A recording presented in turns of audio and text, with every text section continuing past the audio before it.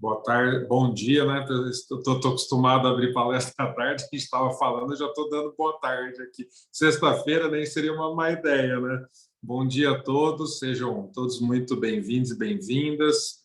É um prazer aqui estar falando em nome da diretoria da OAB Campinas, recebendo os colegas advogados e advogadas para mais um evento das nossas comissões, presidida pelo nosso querido Cláudio Vieira, também diretor na OAB Campinas junto comigo, um grande amigo, um grande parceiro de trabalho. Agradecer a doutora Denise, a doutora Marina, por terem elaborado, né, toda essa palestra. A gente sabe como parece fácil entrar e assistir, mas como tem sempre um trabalho por trás, né? Também as nossas funcionárias que estão aqui presentes, que fazem com que tudo isso flua da melhor forma, tornando todos esses eventos diários sempre possível. Aos que participam aqui, sejam todos muito bem-vindos. Acho que eu vi uma outra pessoa conhecida. Bom, só para citar a Carol e a Andressa, né, que estão hoje aqui, as funcionárias da OAB Campinas, e a Bia. Acho que a Bia não está passando aqui no escritório para assinar alguns documentos. Mas, enfim, acho que a Silmara, que está presente, sejam todos muito bem-vindos. Pessoal, tanto do direito civil quanto da mediação, do nosso curso, da ESA. Oi, Silmar, agora abriu a câmera, estou te vendo. Tudo bem? Tudo em paz? Bom, eu não quero me alongar muito, até para a gente poder entrar aí efetivamente no debate, né? Então, eu vou passar a palavra para um pequeno oi pelo Claudião, aí depois ele passa para a Marina e para a Denise para que já iniciem. Claudião, dá um oi para a turma aí, nosso atual presidente da comissão, por motivo um pouco triste, né, que tivemos essa mudança. Fica aí uma homenagem ao nosso querido Décio, né, que era o presidente da Comissão de Direito de Família, né? E, Claudião, a palavra aliás, acho que eu falei direito civil, mas direito da família, né? Então, pessoal, palavra com Claudião, nosso diretor e presidente da comissão. Um grande abraço, bom dia. Bom dia a todos e a todas. Eu não vou me alongar, porque, claro, nós queremos ouvir a doutora Denise, né? Que é a estrela do nosso dia hoje. Então, não vou me alongar, né? Já agradeço a doutora Denise por ela se dispor aí a colaborar com a comissão e fazer a nossa palestra na manhã de hoje. A doutora Marina Guerreiro, que era minha secretária, agora não é mais, agora é minha vice, né? É a vice da comissão e estamos aí fazendo as palestras, tentando realmente, como eu sempre digo, tornar melhor o profissional da advocacia, né, com esses cursos, que nós possamos nos aperfeiçoar e transformar a nossa profissão em uma coisa muito melhor através da nossa especialização. Agradeço às funcionárias também que aqui estão, já falei, né, a Bruna de São Paulo, a Carol e a Andressa aqui de Campinas, a Miriam, que sempre está nos nossos eventos, e a Beatriz, que provavelmente está em trânsito, mas ela está ouvindo, né? Então, a nossa palestra no dia de hoje. Então, agradeço a todas elas, porque sem elas seria impossível nós realizarmos essa comissão. Agradeço aos membros da Comissão de Direito de Família, que eles continuem com o empenho. Infelizmente, doutora Denise, nós tivemos o falecimento do nosso presidente, né, há algum tempo atrás, de Covid, o doutor Décio Moreira. Foi muito triste para nós sentimos muito toda a comissão, porque era uma pessoa muito enganjada no direito de família e sempre estava preocupado com os profissionais que atuam nessa área. Ele tinha sempre uma questão de realmente de ajudar todos os advogados que estavam militando na área do direito de famílias e sucessões, do direito das famílias e sucessões. E sempre buscava também realizar cursos, convenções, palestras, e incentivar o pessoal para que realmente estudassem o direito da família e sucessão. Então, foi triste, mas é uma coisa que nós serviu como um alerta para todos. nós temos que realmente ter cuidado com essa coisa que não passou ainda, dá aquela impressão que a gente estava assim, a primeira era 3 meses e já terminaria, não foi 1 ano, 2 anos, e agora nesse final a gente está achando assim, não, agora já está no fim a pandemia mesmo, já podemos voltar, e nós não podemos realmente nos descuidarmos, não. E o triste é que as pessoas se cuidam e ainda estão se adoecendo, mesmo aqueles que tomam cuidado. Então, a gente tem que redobrar realmente. Esperamos não ter mais essas complicações, essas notícias. Nós tivemos também recentemente o Dr. Clécio, que era um jovem de 36 anos, advogado aqui da nossa comarca, que nos deixou por causa de Covid. Nossa, é triste, é lamentável a gente vir falar sobre, num dia de palestra, falar ainda essas notícias e ter aquele negócio que a doença está perto de nós.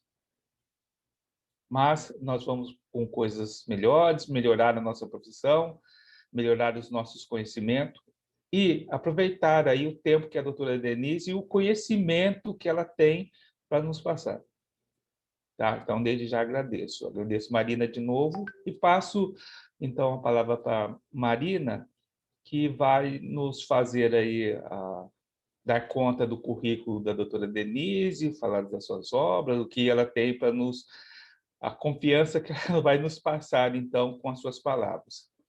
Membros da comissão, agradeço de novo vocês. Não vamos deixar a comissão esmorecer, vamos em frente, vamos estudar sempre e com ideias. Vocês podem dar sugestões e vamos fortalecer essa comissão como ela sempre foi forte aqui na nossa comarca. Obrigado, Marina.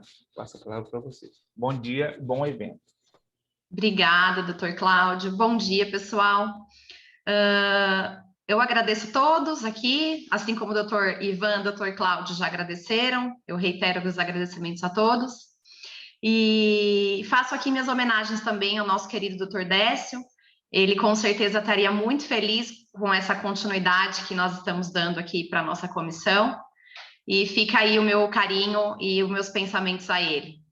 Tá bom? Então, vamos começar a nossa palestra de hoje com a nossa querida doutora Denise. Doutora Denise, ela é professora doutora, mestre em Direito Constitucional. Ela é pós-doutora em Direito Político e Econômico pela Universidade Mackenzie.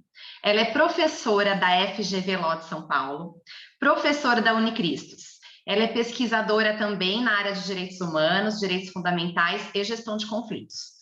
E ela fala diretamente lá de Fortaleza, lá diretamente do Ceará, doutora Denise.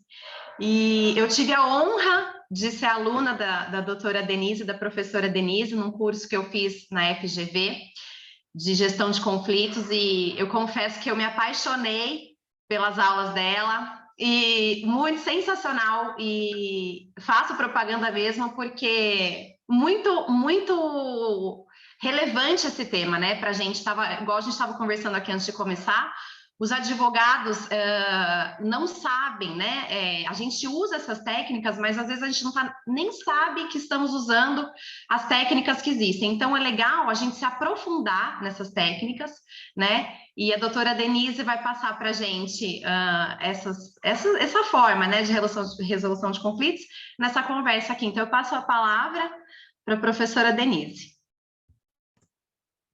Muito obrigada, Marina. Eu desejo um bom dia a todas, a todos. Queria cumprimentar aos presentes e dizer ao doutor Cláudio, doutor Ivan, que é um grande prazer estar aqui a convite da OAB, da Comissão de Direito de Família da OAB de Campinas, em nome da Marina. Marina, por favor, me chama de Denise, acho que a gente vai conversar, a gente combinou que a gente teria aqui um momento de uma conversa, de uma troca de ideias. Queria dizer que eu me solidarizo a todos vocês, inclusive aos funcionários, a toda a comissão pela perda do doutor Décio, e também me solidarizo a todos que estão aqui. A gente sabe que há quase 1 ano e meio passamos todos por esse momento de pandemia, então não é simples a gente conseguir conciliar, continuar levando a vida dentro de uma certa normalidade e gerenciar todas essas perdas que nós todos tivemos, em uma medida... Cada um em uma medida, mas todos nós tivemos perdas ao longo de quase 1 ano e meio. Então, eu acredito que esses espaços que a OAB que a Comissão de Direito de Família e a OAB de Campinas está criando, esse tipo de espaço, são espaços que podem nos trazer esses alentos, essas retomadas graduais de discussões jurídicas, profissionais, e num espaço de empatia e de acolhimento. Então, Marina, em seu nome, agradeço sinceramente a todos que formam a Comissão de Direito de Família e a OAB de Campinas. Muito, muito obrigada. A gente pensou em discutir rápido, né, de uma maneira rápida, alguns pontos centrais sobre relações de família e gestão de conflitos, e a partir daí a gente abrir espaço para algumas colocações e perguntas. O chat, pelo que eu vi, os bom dia aqui, os bom dias, todo mundo já pode comentar, acho que a Marina pode me ajudar nisso, porque a ideia aqui é a gente trazer, vamos dizer assim, alguns insights e alguns pontos de partida para essa discussão que envolve as relações de família e o gerenciamento de conflitos. A gente preparou também alguns slides, eu e a Marina, a gente conversou um pouco sobre poucas lâminas, então em alguns momentos eu vou apresentar os slides e a gente volta para cá, e por favor, fiquem muito à vontade para fazer qualquer tipo de intervenção. Como a Marina antecipou, eu mudei para São Paulo em 2013 e sou cearense, então, nesse período, estou aqui no Ceará já há um tempo. Então, em nome também da Laís, que é uma professora e membro da Comissão de Direito de Família da UAB de Fortaleza, então, dou bom dia a todo o Brasil, né? Acho que estamos aqui numa manhã interessante, porque traz, inclusive, a oportunidade de nós dialogarmos com vários estados e regiões do Brasil. E a ideia, como eu e Marina estávamos falando, é a gente apresentar por que é tão importante a gente falar dessas relações familiares e da gestão de conflito. Porque é óbvio que todos nós temos uma formação técnica significativa que nos dá a condição de lidar de uma maneira muito tranquila, no a priori, com os problemas que vão surgindo, né, nas mais diversas searas do direito de família. Mas, a gente conversando um pouco, né, sobre a realidade, a gente precisa reconhecer que a natureza dos conflitos faz toda a diferença. Então, quando a gente pensa em conflitos de família, são conflitos que, em regra, eles têm natureza continuada. Essa natureza continuada significa dizer que o conflito em si, por exemplo, aquela pensão de alimentos que está sendo discutida, ele não surge de maneira pontual, ele surge de uma relação anterior e precisa ser alinhado a uma relação futura. Eu não tenho como sacar esse conflito desse dia a dia e da vivência e da existência dessas pessoas.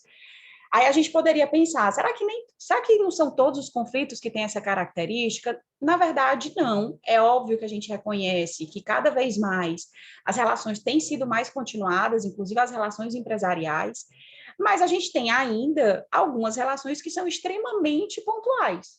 O abarroamento de veículos. A gente está aqui se dirigindo de Campinas para São Paulo e acontece ali uma colisão simples, aquilo ali é pontual, talvez nunca mais a gente encontre essa pessoa, é muito provável que a gente nunca mais encontre essa pessoa.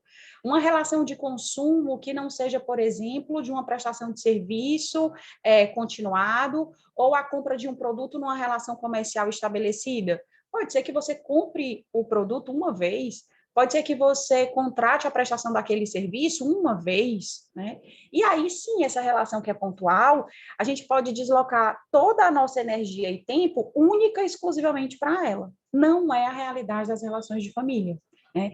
Então, a natureza do conflito, ou seja, esse conflito, que ele, além de ter uma natureza continuada, ele está entremeado, né? Ele está totalmente capilarizado por meio das nossas relações pessoais e de sentimento, faz com que o gerenciamento desses conflitos seja muito interessante por meio de mecanismos como mediação e negociação, por exemplo, que são mecanismos que abrem espaço para uma comunicação qualificada, para uma escutativa, para a utilização de um framing que olha para o interlocutor e não para aquele que está falando. Ao contrário do Estado adjudicador, vamos falar assim, do Poder Judiciário, que tem a sua relevância, tem o seu lugar, inclusive faz parte da nossa estrutura de Estado, quando a gente olha para a teoria do direito constitucional, se a gente vai falar sobre um Estado democrático de direito. Então, é óbvio que a gente não discute aqui a importância do Poder Judiciário, até porque, desde 2015, especificamente, nós temos já a lei de mediação, como todos vocês já sabem, nós temos a lei de mediação e nós temos as alterações do Código de Processo Civil que dialogam diretamente com a mediação judicial.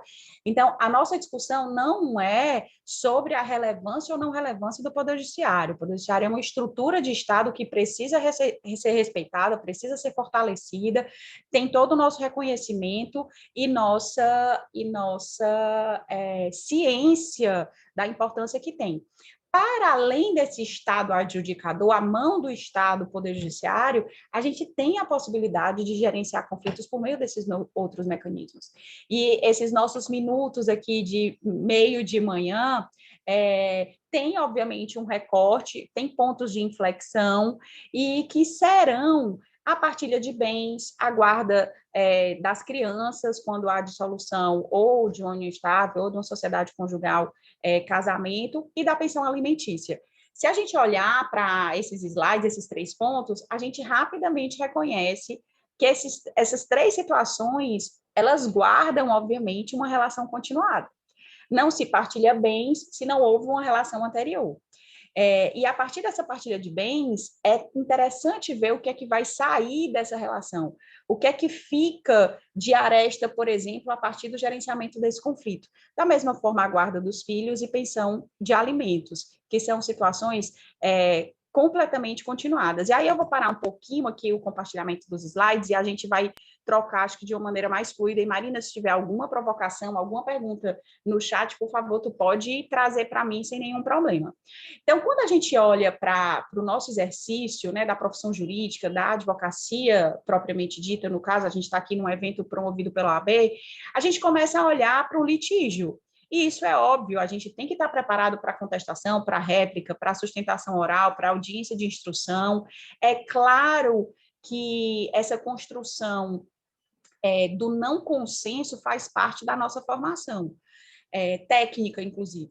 O que a gente vem conversando muito, e a gente trocou, né, Marina, sobre isso, trocou ideias e trocou experiências, não é suficiente.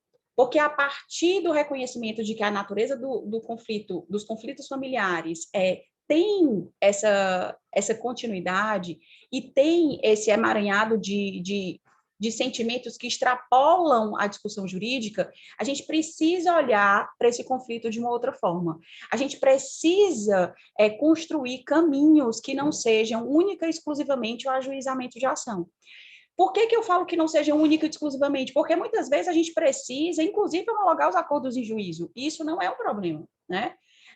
A gente muitas vezes não consegue extrajudicialmente fazer o acordo, mas a gente constrói pontes de diálogo relevantes antes do ajuizamento.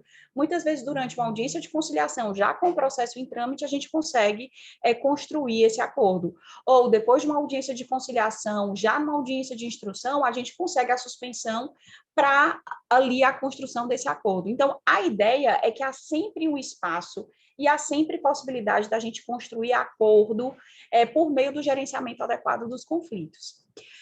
A grande questão que se coloca tudo bem, na teoria é tudo legal, tudo funciona. Como é que a gente traz isso para a prática? Né? Como é que eu saio desse lugar de, inclusive, os meus clientes, o meu cliente e a outra parte praticamente não se comunicarem, e quando se comunicam, é uma comunicação truncada, é uma comunicação cheia de ruído, é uma comunicação que não é fluida, ela muitas vezes é até desrespeitosa. Como é que a gente se coloca nesse lugar? É o que a gente fala e brinca muito do work in progress, né? A gente está sempre construindo as possibilidades, mas já há algumas coisas que estão consolidadas. A primeira delas é a gente compreender que há benefícios mútuos. Enquanto a gente não compreender que há benefícios para clientes, para advogados e advogadas, para o Poder Judiciário, para a sociedade como um todo, quando a gente advoga em colaboração, quando a gente advoga olhando para os interesses dos nossos clientes e também para os interesses daquela outra pessoa que estará no outro polo, se isso se transformar num litígio, a gente não sai desse primeiro passo, a gente não dá, na verdade, esse primeiro passo. Então, a compreensão e a real aceitação, vamos dizer assim, de que há benefícios mútuos nesse advogar em colaboração, faz parte dessa ressignificação ou dessa desconstrução de uma advocacia que tem que ser necessariamente beligerante, que tem que ser necessariamente do litígio. Isso não quer dizer, mais uma vez, que não seja do processo. Cada vez mais, a gente tenta trazer para o processo judicial algumas técnicas e algumas estratégias típicas da resolução de conflito extrajudicial, que podem ser muito bem implementadas no âmbito dos processos. A construção conjunta, porque quando eu tenho múltiplas pessoas, várias pessoas pensando sobre a mesma situação, eu tenho uma chance muito maior de trazer possibilidades que agradem as partes, porque a criatividade é, sim, hoje, uma das grandes habilidades para os profissionais do século XXI, não só a criatividade, mas também a flexibilidade mental, o pensamento crítico, a capacidade de trabalhar em colaboração, que é a nossa habilidade de conseguir construir conjuntamente. Não importa se fui eu que trouxe a ideia daquele parâmetro de acordo de pensão de alimentos, ou se foi a Marina, ou se foi o doutor Cláudio. Na verdade, se a gente ali compreendeu que há benefícios mútuos e estamos de boa fé, é importante que todas as ideias que sejam colocadas à mesa, seja de negociação, seja de mediação, elas sejam respeitadas e elas sejam ouvidas. Porque a partir disso, se a gente chega a um acordo, via de regra, nós teremos resultados consistentes. E o que é que significa esses resultados consistentes?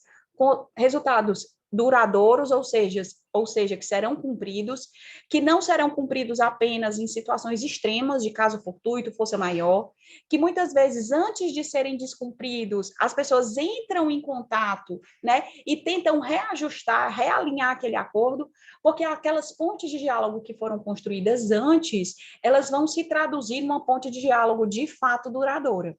E aí vocês podem me perguntar, Denise, mas olha, isso não é muito utópico, né? Dentro de uma relação de família, muitas vezes de um divórcio que começou no litígio, com uma questão de dificuldade de determinação de guarda, se vai ser uma guarda unilateral, uma guarda compartilhada, se essa guarda compartilhada vai ter alternância de lares, não vai ter alternância de lares. Eu acho que uma outra questão, pessoal, é a gente perceber que eu tenho uma relação empática e um diálogo produtivo com um ex-marido, uma ex-mulher, um ex-companheiro, não significa dizer que essa pessoa vai continuar fazendo parte do meu núcleo íntimo, né? Da minha vida particular, da minha vida íntima. Muitas vezes, a gente pode sim construir esse diálogo extremamente produtivo, mantendo as relações num outro lugar. E uma boa comparação a gente pode fazer com nossas relações de trabalho. Então, acredito que nós aqui, vários de nós, tenhamos amigos particulares oriundos das nossas relações de trabalho, mas também temos pessoas nas nossas relações de trabalho, nas nossas relações profissionais, com as quais nós temos uma extrema afinidade profissional, mas que elas não fazem parte do nosso círculo íntimo, né? Da nossa vida privada, elas não vêm almoçar conosco aos finais de semana, não fazem as viagens de férias conosco e com a nossa família, mas mesmo assim é possível manter uma relação profissional produtiva. Então, quando a gente fala que muitas vezes um acordo de divórcio bem alinhavado alimenta, na verdade, o não ajuizamento de ação pelos próximos 10, 15 anos, isso não quer dizer que a gente está dizendo que as pessoas tenham que ser amigas. A gente não quer dizer que você não tenha o direito de reconfigurar a sua relação com essa pessoa e essa pessoa deixar de fazer parte dessas suas relações íntimas, né? Mas a gente quer demonstrar, porque já acontece, acho que a Marina também é um entusiasta, porque ela já viu acontecer, é possível você manter esse tipo de relação a partir de uma construção de um gerenciamento adequado, porque os conflitos, eles são inerentes às relações humanas, né? Não tem como. Nós somos múltiplos e diversos, e os nossos bens são escassos. Então, tudo hoje é limitado. Nada é ilimitado no mundo hoje, nem água, nem ar, nada. Então, se os nossos interesses e necessidades são inúmeros e os recursos limitados, os conflitos vão surgir das mais diversas ordens. O que nos cabe aqui, então, é como gerenciar esses conflitos. À medida que eu gerencio esses conflitos, olhando para a natureza deles e dando a eles, entre aspas, o remédio mais adequado, eu vou tendo um resultado mais eficiente. Então, é como se a gente tivesse aqui pensando em tratar uma infecção com um antibiótico de amplo espectro, vamos pensar assim. Ele vai resolver ao fim e ao cabo? Vai. Mas se eu uso um antibiótico específico, por exemplo, para uma infecção respiratória, eu vou ter um resultado muito mais eficiente. Eu vou ficar bem no espaço de tempo mais curto, eu vou tomar menos medicamento, eu vou gastar menos dinheiro e eu vou estar mais satisfeita com o tratamento prescrito. Né? Então, é essa a ideia quando a gente fala do gerenciamento adequado de conflitos. É dizer que se eu consigo indicar exatamente o mecanismo mais adequado, eu vou ter esses resultados mais eficientes. E dentro dessa ideia, a gente tem algumas dicas, vamos dizer assim, inaugurais, e a gente pode, quem sabe, pensar em outros encontros aqui, já me coloco à disposição para a gente ir aprofundando esses debates. A gente tem estratégias e técnicas muito típicas dos mecanismos não adversariais de resolução de conflito, e essa expressão, a gente pode utilizar mecanismos não adversariais, mecanismos adequados, mecanismos consensuais, extrajudiciais, mas eu gosto muito da ideia da não adversariedade. A gente tem a escutativa, a ideia da flexibilidade mental, que é combater aquela nossa mente rígida, o nosso mindset ultra fechado, hermético, como se nós fôssemos caixas, né? E dentro dessas caixas coubessem outros modelinhos, a criatividade, o framing e as perguntas abertas. Então, a gente queria conversar um pouco sobre isso, né, Marina? A escutativa, pessoal, essa escuta a partir de uma presença qualificada, e não é só uma presença física. Quando a gente fala de uma escutativa, a gente não está falando só do silêncio. É claro que aqui nós estamos num grupo de 23. Se nós estivéssemos os 23 falando ao mesmo tempo, seria difícil a gente se compreender. Então, obviamente que os espaços de fala, a não interrupção, ajudam a uma compreensão qualificada. Mas, tirando aqui eu e mais 3 pessoas de câmeras abertas, eu não sei se tem alguém fazendo almoço, se tem alguém acudindo, como a gente diz no Ceará, o filho, se tem alguém precisando trocar de roupa porque aconteceu uma emergência, e sem nenhum tipo de crítica a essa situação, isso divide a sua atenção. Não tem como a gente, por mais que nós sejamos multitask, hoje é uma expressão que está muito na moda, né? As pessoas são multitarefas, as mulheres são multitarefas, em que pese isso aí ser um discurso, né, completamente estereotipado, mas o ser humano parece precisar ser multitask. Você ser multitarefas não significa dizer que a sua atenção está 100% em todas essas tarefas, e que você está executando essas tarefas da melhor forma possível. Então, quando a gente está gerenciando conflitos, né, tentando administrar esses conflitos por meio de mediação e negociação, a escutativa é algo extremamente relevante, ou seja, manter o foco completo naquela atividade.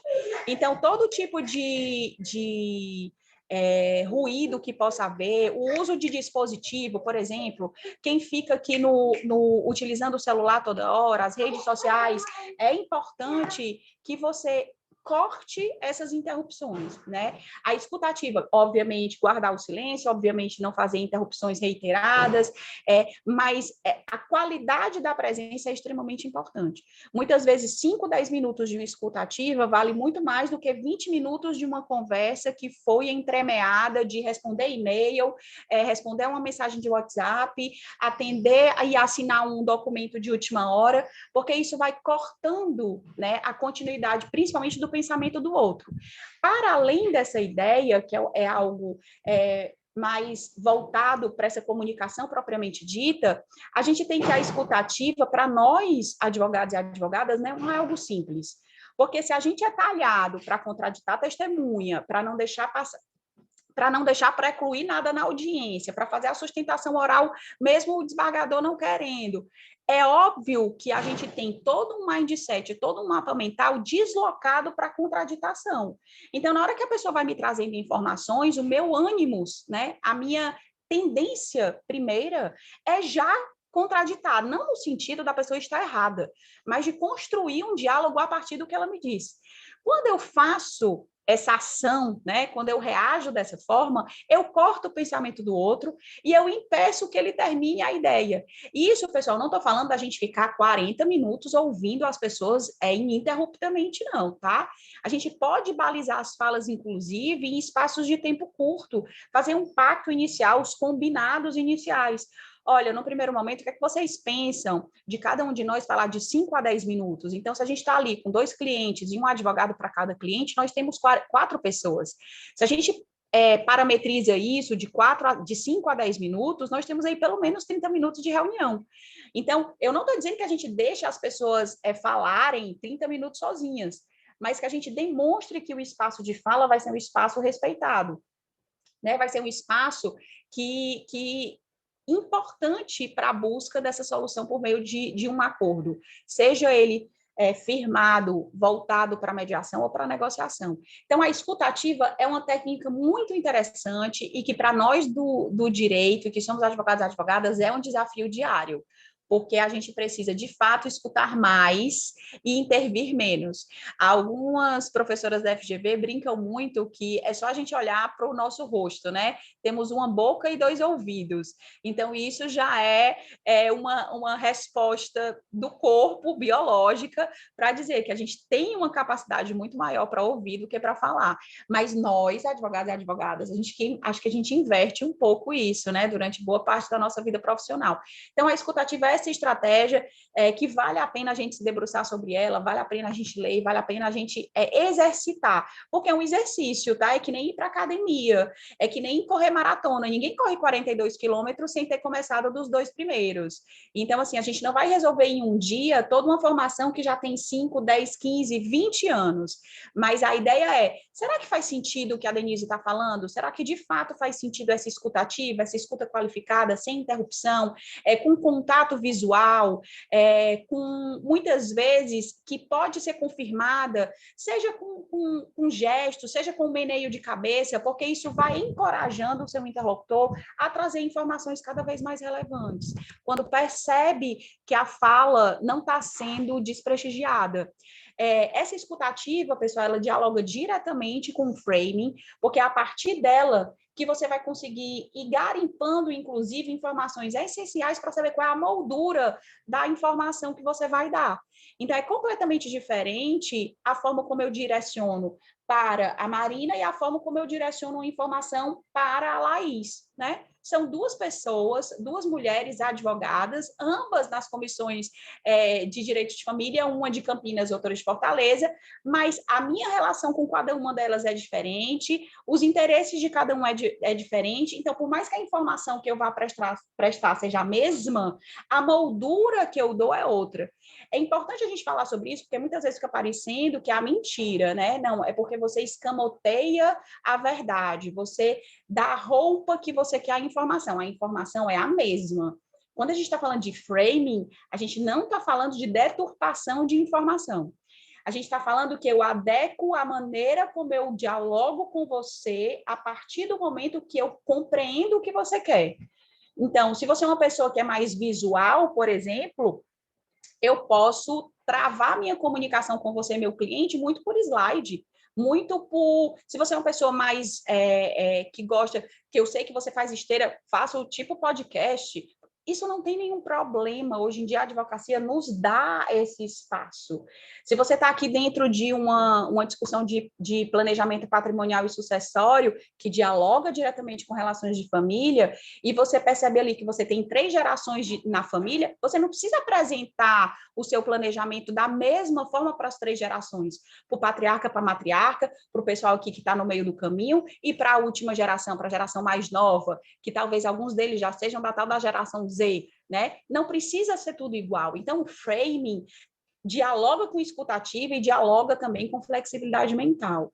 A partir do momento que a gente se apega a padrões, né, estabelecidos há 100 anos para a advocacia e não olha para todas as construções e mudanças que a gente passou, principalmente ao final da década de 90, com a chegada da internet, com a pulverização das redes sociais, com essa outra forma que nós temos de dialogar entre nós e com a coletividade, se a gente desconsidera isso, a gente vai ter mais dificuldade de trazer essa flexibilidade para os nossos clientes. Então, muitas vezes, a não flexibilidade começa de nós, da maneira como nós exercitamos o diálogo com aqueles que a gente representa. E aí, naturalmente, essas pessoas já têm também a sua bagagem, já têm esse background estabelecido, já têm as habilidades que foram desenvolvidas pelas escolhas que fizeram ao longo da vida, e aí, juntando tudo no lugar da não flexibilidade, vai ser muito mais difícil a gente fazer um acordo. Porque a gente precisa perceber que a construção de acordo olha para o fazer concessão, né? Então, por mais que exista uma diferença no nível de concessão que a Denise faz e que o João faz, é óbvio que concessões precisam ser feitas, via de regra, na construção dos acordos. Gente, mais uma vez, se quiserem me interromper, por favor, fiquem muito à vontade, tá? As perguntas abertas, e aí a criatividade, eu não preciso nem dizer. Já falei aqui das múltiplas formas que a gente tem como apresentar um planejamento para um cliente, das múltiplas possibilidades que a gente tem de conversar sobre esse cliente, sobre a realização de reuniões de negociação e de mediação, a criatividade, inclusive, para saber se é melhor eu fazer isso no turno da manhã ou no turno da tarde. A gente conversava antes aqui que é a primeira vez que esse momento de conversa acontece pela manhã, é uma tentativa da Comissão de Direito de Família, acontecia às 19 horas, agora está acontecendo às 10 da manhã, é isso, a gente precisa de um movimento, a gente precisa de fluidez, pode ser que permaneça às 10, pode ser que volte para as 19, pode ser que passe a ser às 16, né? A questão é que a gente precisa se manter em movimento, principalmente nesse momento em que a gente percebe que o século XXI é cada vez mais um século marcado pelo lugar das soft skills, das habilidades que dialogam, né, com empatia, com comunicação, com gerenciamento de conflitos complexos, com criatividade, claro que sempre a reboque de uma construção técnica, de um conhecimento técnico científico de qualidade. A gente não está tirando isso do jogo, mas isso era muito mais importante, por exemplo, até o final do século XX. Isoladamente, a sua capacidade técnica era muito mais importante do que essas chamadas soft skills. Hoje, a gente começa a perceber que há aí um caminhar de mãos dadas, vamos dizer assim, né? E a tal das perguntas abertas, eu já passei aqui dos 20 minutos, então queria deixar um espaço também aberto para o diálogo. As perguntas abertas, pessoal, é a nossa tentativa de extrair o maior número de informações possível quando a gente está dialogando. Então, essas perguntas que levam os nossos clientes a responderem com sim, não, talvez, são perguntas que nos trazem muito pouco, né? Então, melhor do que você dizer assim, como é que foi sua aula hoje? Ou então, como é que foi a audiência hoje? Como é que foi a ligação para o seu ex-cônjuge hoje? Eu queria, Marina, saber como foi a ligação para a diretora da escola hoje. Quais foram as informações centrais que você acha que ela trouxe em relação a essa questão da disputa de guarda que está acontecendo? Muito mais rico essa pergunta, ela dá muito mais possibilidade da Marina me responder com mais informações do que, Marina, e aí, a reunião deu certo? Ocorreu?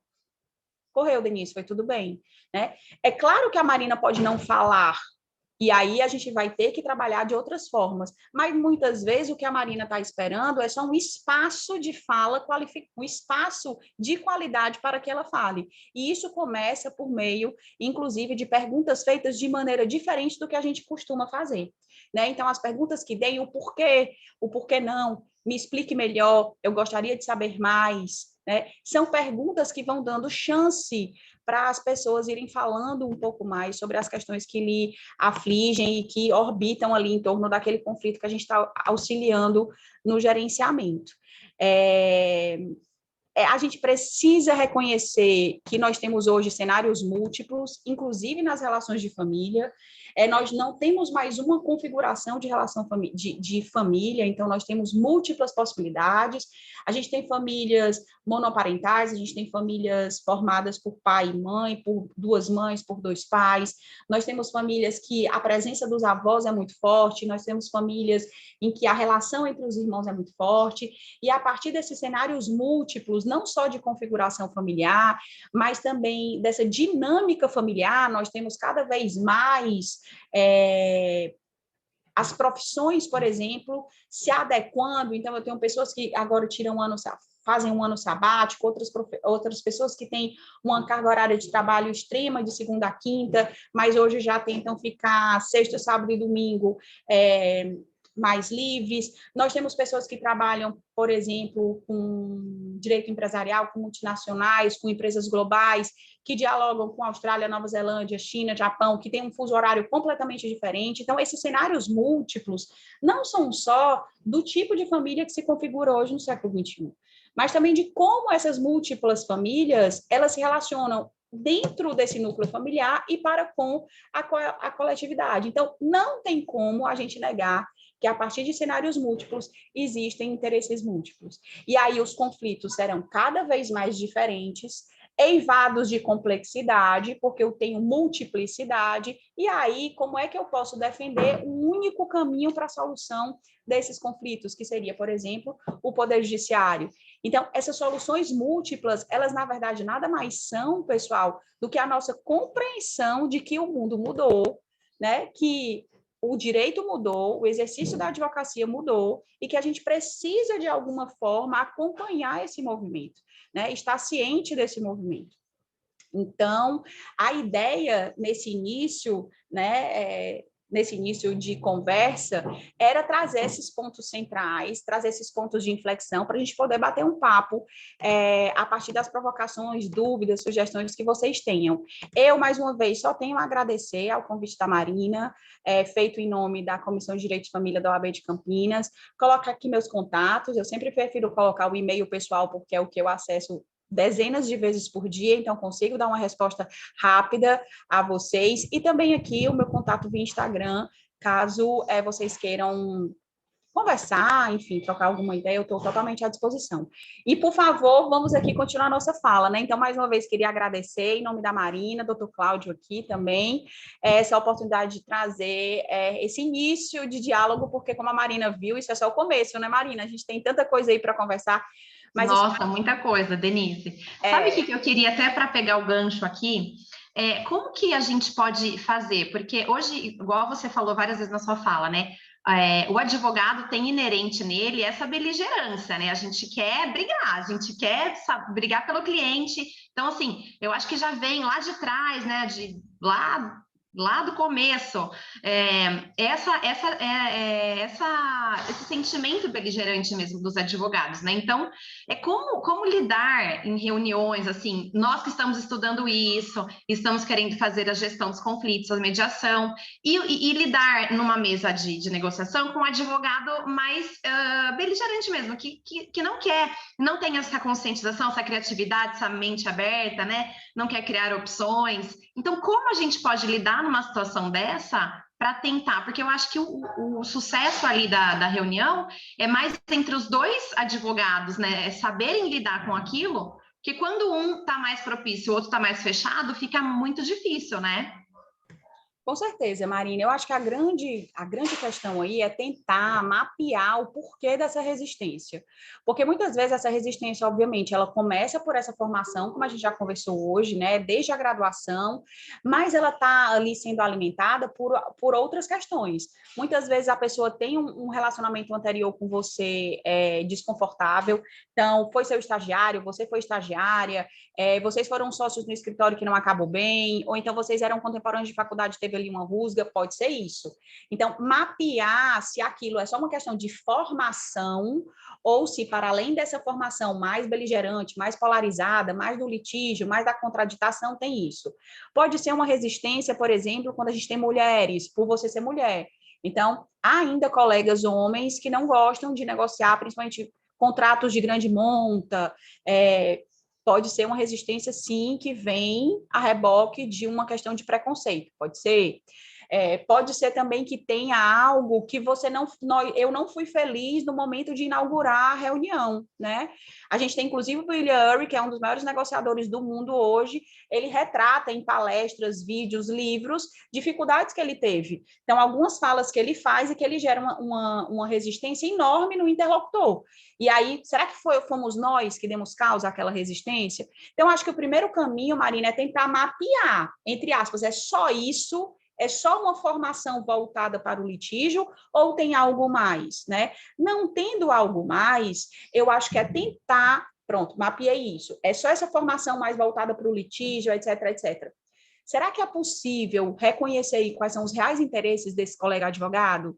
Será que a partir dessa fala, mesmo uma fala mais dura, uma fala mais aguerrida, mas foi possível extrair qual é o real interesse? Porque muitas vezes, quando você começa a responder bem aos interesses da pessoa, diminui a resistência, ou seja, você começa a apresentar boas possibilidades de acordo. Muitas vezes isso é super possível. Você nem tem resistência ao que a pessoa quer, mas é tão difícil o diálogo que você nem soube que a pessoa queria aquilo, né? Então, um caminho para você diminuir a resistência das pessoas que são extremamente beligerantes é você dar alguma coisa que a pessoa quer, né? Que você possa, o seu cliente possa, claro, mas para ver se você consegue construir aí um ambiente minimamente propício e empático para um diálogo mais positivo, mais produtivo, né? Então, essa concessão primeira também é uma estratégia. Já começaria essa reunião cedendo em algo, já conhecendo a parte, né? Que ela é mais dura, então já começa essa reunião cedendo em alguma coisa da parte do seu cliente, para ele já ficar mais à vontade, né? E tentar. E a questão das negociações que a gente viu, né? Que tem sempre que tem uma negociação, tem o tal do ganha-ganha, né? Ou do ganha-perde.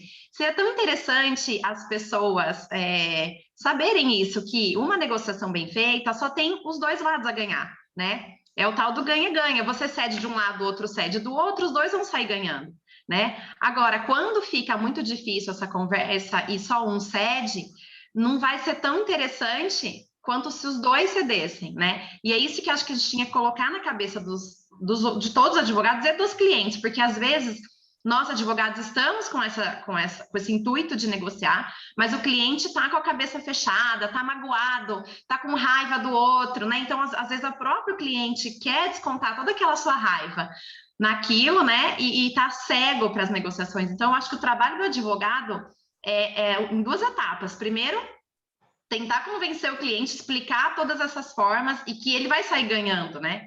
E depois, lá na mesa de negociação, passar isso para frente. E não é uma tarefa fácil, é complicado. Não é, Marina, até porque quando a gente está falando de relações de família, e é aqui o foco da Comissão de Direito de Família, a gente está falando também das nossas realidades. Então, muitas vezes a gente está ali numa situação de um acordo, de um divórcio, assim, o Mara até colocou aqui, né?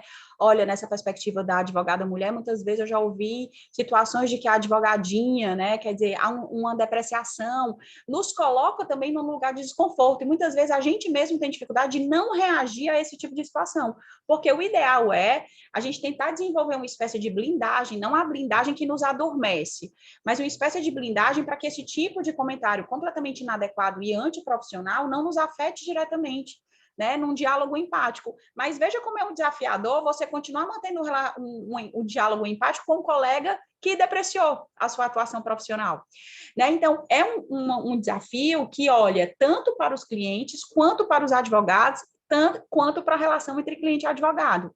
E aí, voltando para a questão da concessão, Marina, não só na mesa de negociação, mas até antes. Às vezes, a concessão que você faz no horário de uma reunião, às vezes, a concessão que você faz no local de uma reunião, né?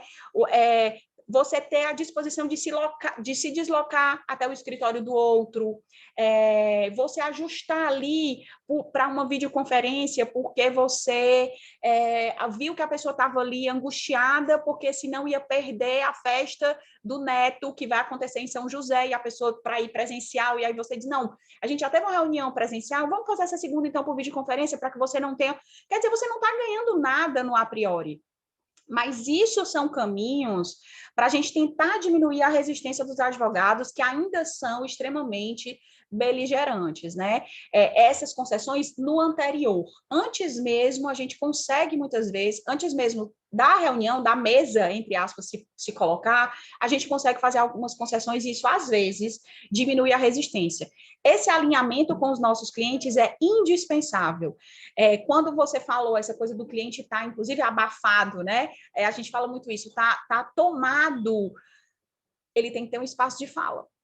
Não tem jeito. Se você não quer que esse espaço de fala seja na mesa de acordo, tem que ser com você. E é claro, há clientes com os quais a gente consegue ter uma relação a ponto de dizer, olha, você precisa ir para uma terapia, porque nós não somos terapeutas. Salvo os colegas que, além da formação em direito, têm formação em psicologia, psicanálise, não é o meu caso, né? Há clientes com os quais a gente tem essa liberdade, há outros que não. Se a gente fizer isso, talvez a gente coloque em xeque até a nossa relação profissional com ele. Então, muitas vezes, o espaço de fala vai ser, sim, no nosso escritório, vai ser, sim, no antecedente, para que aquela situação ela esteja minimamente arrefecida para quando a gente vai para a mesa de negociação. Nossa, Denise, essa questão, tô até rindo aqui, porque eu falo muito isso para os meus clientes. A minha maioria das clientes são mulheres, né, no direito de família. E com o tempo eu acabei percebendo que elas precisam, sim, então elas desabafam tudo comigo, falam tudo que tem que falar do outro, né, do ex. E a primeira coisa que eu falo é isso, eu falo, o judiciário não vai resolver o seu problema. Quem vai resolver o seu problema são vocês, né? E toda uma equipe multidisciplinar. Então, você precisa ir para uma terapia, para um psicólogo, colocar a criança também, né? Então, aqui o judiciário, os advogados vão tentar auxiliar. Mas você tem a vida toda pela frente para lidar com aquele outro cidadão, com o seu ex-marido. Então, eu sempre falo isso. Eu talvez tenha mesmo clientes que no começo não gostem, mas depois elas acabam entendendo que hoje em dia não tem como a gente atuar na área da família sozinho, só o judiciário, né? Tem que ter essa multidisciplinaridade, porque senão não dá certo, né? Marina, perfeito o que você falou, até porque fica parecendo que se a gente apontar a importância de outras profissões e de outros colegas profissionais, a gente está depreciando a nossa capacidade de resolver aquela situação. É ao contrário, é compreendendo que o jurídico, muitas vezes, nas relações de família, na partilha de bens, como a gente falou agora, na pensão de alimentos, ou no divórcio mesmo, é o mais simples. Porque a gente vai ter o parâmetro dos TJs, por exemplo. O parâmetro do TJ de São Paulo é muito parecido com o parâmetro do TJ do Ceará. Então, ao fim e ao cabo, juridicamente, a gente vai ter sempre um anteparo que é o Poder Judiciário. Então, a partilha de bens, a gente tem os modelos que são mais comuns nos TJs do Brasil. Então, é importante que a gente compreenda isso e que os nossos clientes, aos poucos, também compreendam. Acho que também é uma estratégia a gente não jogar tudo para o cliente no primeiro momento, porque ele também já está tão assoberbado, né? Já está tão mobilizado com aquelas informações, que vai ser muito difícil se você trouxer, porque vai parecer que você está criando mais problema, né? Olha, você tem que ir no terapeuta, seu filho também tem que acompanhar na escola com mais atenção, preste atenção se a criança não está precisando gastar energia, que a gente está no meio de uma pandemia, não esqueça da psicopedagoga por causa do processo de aprendizagem, a pessoa sai louca, né, do escritório.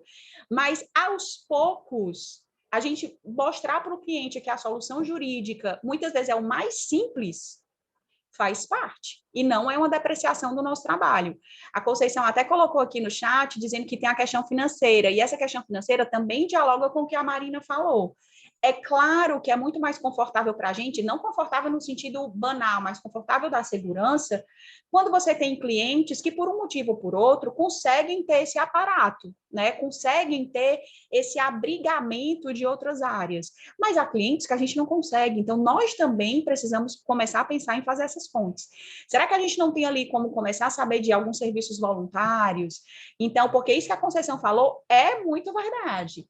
Né? Não só essa limitação do que os clientes podem arcar, mas também a resistência de que advogados e advogadas que olham para o acordo é porque não dão conta do litígio. E aí, por isso, os advogados bons são aqueles que levam o processo e para um processo longo.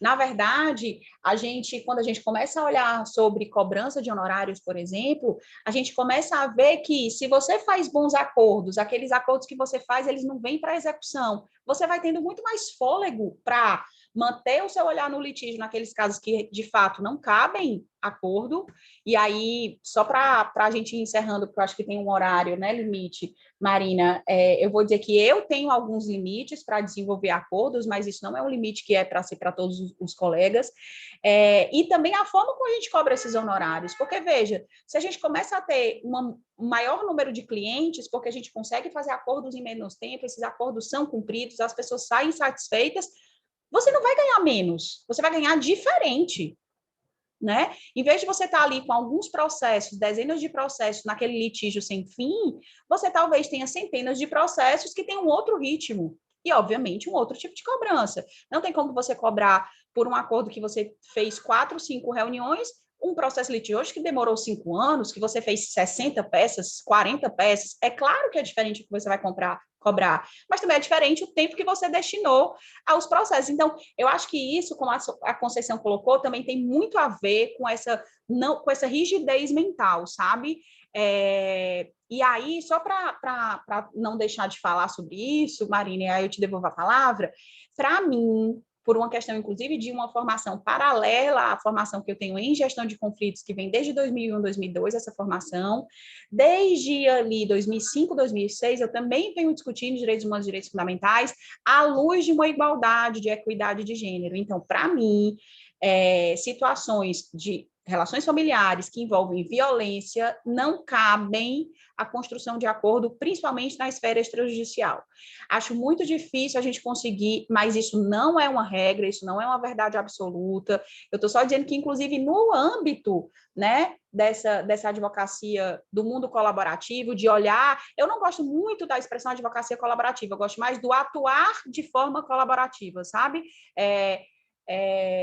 Eu acho que vai haver limites, inclusive limites que são morais, não necessariamente ético-profissionais, né? Então, acho que para a gente abrir uma mesa de negociação, uma mesa de mediação entre, por exemplo, um casal heterossexual em que há um histórico de violência psicológica, violência física, violência patrimonial, eu não me sinto confortável. Ainda que isso não signifique dizer que eu não consiga construir um diálogo empático com o colega do outro lado, inclusive com a própria parte. Agora, o âmbito de construção, e aí isso são pontes para que um acordo, por exemplo, no âmbito judicial, em que eu terei ali presença do membro do Ministério Público, presença do magistrado ou da magistrada, se possa fazer um acordo. Então, eu queria só deixar isso, porque a gente tem tido, né, mediaticamente, inclusive a reboque da pandemia, um crescente número de mulheres vitimadas, né, pela violência, por esse cenário de violência doméstica que o Brasil tem. Queria também deixar registrado que não é pacífico, não é uníssono, várias pessoas, assim, doutrinadores e doutrinadoras defendem a utilização desses mecanismos, inclusive em situações como essa, não é o meu caso. Acho que a gente teria uma grande chance de chancelar espaços de violência reiterada, sabe, de reiterar a violência. Mas, assim, só para também trazer essa provocação, para quem sabe outras conversas. Não sei se te respondi, Marina. Tem mais alguma pergunta? Gente, alguém mais tem pergunta? Pode ficar à vontade. Eu acho que deveria... Primeiro que eu acho que deveria ser obrigatório para os advogados que atuam principalmente na área da família fazer pelo menos um curso ou se especializar nessa questão, porque é uma coisa essencial e que resolve muitos problemas dos clientes, dos advogados, e é melhor para todo mundo. Mesmo que você chegar numa negociação e o outro advogado também está com a mesma ideia, é muito mais fácil, né? Infelizmente, muitos nem sabem que existe todo esse estudo, né? Essas possibilidades, então fica complicado. Então, Denise, eu queria que você indicasse para a gente uns livros ou umas doutrinas para quem está começando nessa matéria, um livro do William Ury, né, que você comentou que é muito bom, e se tem mais algum livro para a gente ler e se inteirar no assunto. Maravilha, Marina, é um prazer. Assim, hoje a gente já tem vários artigos científicos publicados, e aí se vocês colocarem no Google Acadêmico e colocarem gerenciamento de conflitos, gestão de conflitos, habilidades profissionais do século XXI, nós vamos ter vários, e aí é uma espécie de chancela, tá tudo bem Se você acha pelo Google Acadêmico, já é uma boa notícia. A gente tem algumas pessoas escrevendo, inclusive, sobre inteligências múltiplas. Tem até uma professora aqui do Ceará, Lília Salles, ela escreve sobre inteligências múltiplas e o que é que isso significa no gerenciamento de conflitos. Então, fica aí a dica da gente meio que dar uma vasculhada. Livro, eu gosto muito do William Ury, Marina, primeiro, porque ele está vivo, né? Eu tenho todo respeito às pessoas que já fizeram a sua contribuição e não estão mais aqui conosco, mas as pessoas que estão vivas e atuando, a gente tem como acompanhar, inclusive, a métrica que a pessoa vai usando ao longo dos anos. É injusto você querer que o William Ury, por exemplo, negocie do mesmo jeito que ele negociava nos anos 2000 hoje para 2021. Então, você tem como acompanhar aí também o movimento, né, da carreira profissional. E tem muitos dos livros dele traduzidos para o português. Então, o William Ury é um autor bacana de ser lido, porque tem muita coisa em português já.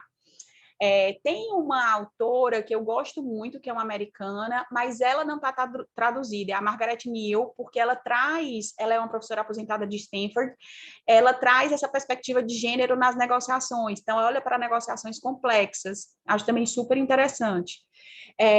Gosto de acompanhar vídeos, porque eu acho que hoje, nessa coisa da pandemia, que a gente se isolou demais, muitas vezes os livros trazem, vamos dizer assim, um tédio maior às pessoas que estão muito presas em casa, então as pessoas vão fazer esteira, né? Então, a gente pode ter aí, a gente tem os TEDs e os TEDx, tem TED do William Ury, tem TED do Diego Falek, inclusive, que é um professor da FGV, nem sei se o Falek ainda está na FGV, mas assim, era um cara super jovem, que fala, inclusive, trata muito com um acidente aeroportuário, representando companhia aérea e tal, então é interessante ver TEDs, eu acho que isso é um caminho. Para quem gosta de filme, né, e quem gosta de série, tem aquela série Suits, que tem o Harvey, que é um grande, quer ser o closer, o maior closer, né, o maior fechador de acordos dos Estados Unidos, ele tem uma postura extremamente aguerrida, ele é esse advogado da beligerância, mas ele vai fazer os acordos, isso não é segredo para ninguém. A gente tem um filme novo, assim, relativamente novo na Netflix, que fala O Mediador. A gente tem A Negociação com Samuel L. Jackson. A gente tem que olhar também para a diversidade hoje. Acho que a diversidade vai trazer para a gente equipes diversas, né, no nosso escritório. Será que na nossa atuação profissional também a gente tenta ter no nosso quadro de advogados, estagiários, pessoas diferentes da gente? Diferença etária, diferença de orientação sexual, diferença de identidade de gênero, porque isso também vai trazendo essa flexibilidade mental. Porque uma hora tu me perguntou, né, o que fazer com as pessoas que já têm essa dificuldade? Nós também temos. Então, esse caminho da flexibilidade mental passa por nós. E aí tem um curtazinho da Pixar, que está disponível no Disney+, para quem tem, quem não tem, acho que está no YouTube também, que é Pearl. Ele é bem curtinho, eu vou colocar aqui. Ele é um curta da Pixar que vai falar sobre essa questão da diversidade e como a diversidade nos locais de trabalho, está falando no curta de empresa, mas é nos locais de trabalho, então nos nossos escritórios, como essa diversidade pode mudar, inclusive, a configuração da nossa atuação profissional. Então, tem um livro da FGV, mas é porque não está esgotado, mas quando sair o da série FGV Law, acho que vale muito a pena, que é o Fundamentos da Negociação, que é organizado pela Alessandra Nascimento, pela Anitta, que são professoras da FGV São Paulo. Acredito que ele sai até 2022, 2023, a edição renovada. Acho que já tem aí algumas dicas, né, Marina? Mas se ficou pouco, me falem que tem muita coisa aí. Não, tá maravilhoso, tem muita coisa aqui. A gente tem que todo mundo atrás agora, pessoal, e ler tudo, vale muito a pena. Esse curta que a Denise indicou é sensacional. A Cláudia também está dizendo, né, Cláudia? Claudinha, oi. Prazer, Cláudia, estou aqui. A gente assistiu num dos cursos que a doutora Denise deu, e ela colocou esse curta para a gente assistir. E sensacional, vale bem a pena mesmo para a gente entender toda essa questão da diversidade dentro da empresa, né? Bem legal. E, bom, agradeço, então, de coração, muito feliz. Foi sensacional esse tempo aqui que a gente conversou, muito rico. Eu acho que acrescentou muito para todo mundo que está aqui. E recomendo a todos estudar sempre essa matéria, porque é essencial para a gente que atua no direito de família, gente. A gente tem que ir atrás, tem que saber, porque é muito importante, muito mesmo. E agradeço, professora Denise, mais uma vez o seu tempo, viu a sua todos os seus conhecimentos que você passou maravilhoso para a gente. Agradeço muito. Em nome de toda a comissão. Imagina, Marina, é um grande prazer. Espero sinceramente ter contribuído de alguma forma. É sempre um desafio, né, nessa modalidade online, é um outro desafio para nós advogados e advogadas das relações familiares, esse distanciamento que nós tivemos nos últimos meses, né? Então, assim, eu espero de alguma forma ter contribuído, ter trazido insights para vocês, se não algo muito novo, mas a partir dessa nossa conversa, alguns insights, algumas provocações, e estou à disposição de todas e todas, sinceramente, mais uma vez, Marina, doutor Cláudio, muito obrigada, a Comissão de Direito de Família da OAB de Campinas, e espero que a gente se encontre em breve, sinceramente. Sim, já se sinta convidada para um próximo encontro, porque eu sei que esse assunto não tem fim e a gente pode marcar outros com mais temas. A gente marca o próximo, então, com certeza. Obrigada, agradeço a participação de todos que participaram aqui. E, mais uma vez, doutora Denise, um beijo, obrigada. Marina, e até o próximo, então. Um grande abraço, foi um grande... Tchau, obrigada, gente. Tchau, tchau. Bom dia.